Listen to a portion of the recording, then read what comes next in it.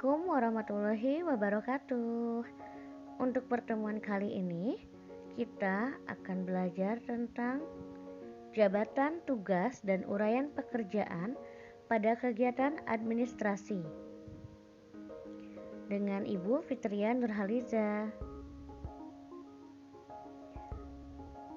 Untuk pertemuan kali ini, adapun pembahasan yang pertama mengenai pengertian jabatan.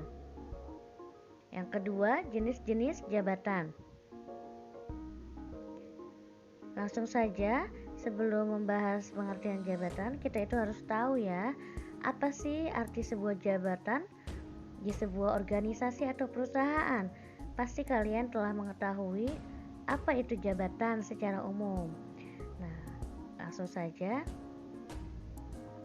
Dalam Kamus Besar Bahasa Indonesia atau KBBI, jabatan diartikan sebagai pekerjaan atau tugas dalam pemerintahan atau organisasi fungsi dinas jabatan. Jabatan merupakan bagian yang tidak dapat dipisahkan dalam suatu organisasi. Jabatan dalam organisasi umumnya terbagi menjadi beberapa tingkatan, mulai dari jabatan tertinggi hingga jabatan terendah. Kesimpulannya, jabatan adalah kedudukan pegawai dalam struktur organisasi yang memiliki kemampuan, pengetahuan, keterampilan, dan sikap yang bertanggung jawab sesuai dengan kualifikasi berdasarkan standar yang ada di perusahaan itu sendiri dengan fungsi yang spesifik. Nah, setelah memahami apa itu arti jabatan, langsung saja kita akan mengetahui nih, apa sih jenis-jenis jabatan? Yang pertama, di sebuah jabatan pasti ada yang namanya pimpinan kantor. Nah, pimpinan kantor adalah orang yang memantau dan bertanggung jawab terhadap kelancaran aktivitas kantor secara keseluruhan.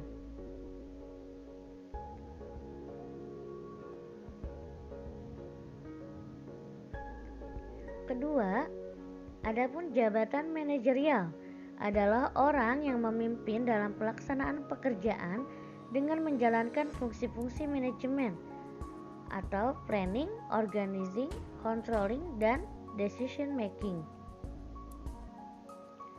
Nah, yang ketiga, staf atau pembantu ahli merupakan jabatan yang diisi oleh para tenaga ahli yang cakap dan mampu dalam bidangnya. Staf atau pembantu ahli bertugas membantu administrator dan manajer.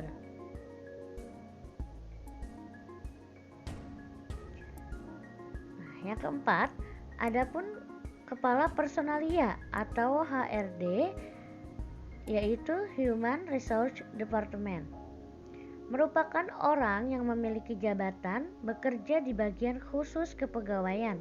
Mereka bertugas untuk menentukan tenaga kerja yang sesuai dengan yang dibutuhkan oleh perusahaan.